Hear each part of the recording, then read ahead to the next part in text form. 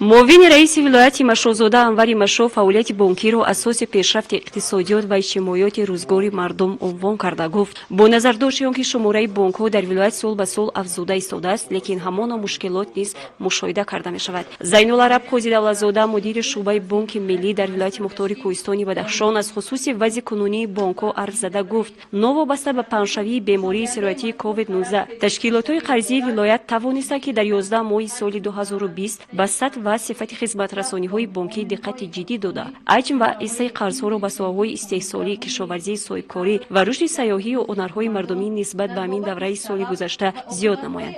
گفته شد که دوام سال جاری از جانب بانک و تشکیلات های مبلغ گذاری خرد به سواهای اقتصادیات ولایت به مبلغ 75 میلیون سومانی قرض های خرد و میانه داده شده است که نسبت همین دوره سال گذشته 15 میلیون سومانی یا 25.2% زیاد شدند. قرض های به تأخیر افتاده در دوره حساباتی 35.4 میلیون سومانی تشکیل داده نسبت همین دوره سال گذشته به 696 میلیون سومانی یا 16% کاهش یافتند. پس اندازهای بانکی باشد مبلغ 25.3 میلیون سومانی تشکیل داده نسبت سال گذشته به مبلغ 17.155 میلیون سومانی یا 744% زیاد شدند. زینالعرب قاضی دولتزاده مدیر شعبه بانک ملی ولایت افزود که در 11 ماه سال روان شماره ترمینال های الکترونی تشکیلات های قرضی منطقه در نقطه های سودا و خدمت رسانی 90 عدد را تشکیل داد که نسبت 11 ماه سال قبلی 42 عدد زیاد شده است. معاون رئیس ولایت مشروزاده انور مشرو گفت که در برابر زیاد گشتن ترمینال ها مشکلات و پروبلم ها آنان زیاد مشاهده می شوند و همزمان مسئله جمع کردن پول های فرسوده را به میان گذاشته است. مسئولین صاحب را داشتند که پول های فرسوده قریب است در معاملات وجود ندارند چون که امروز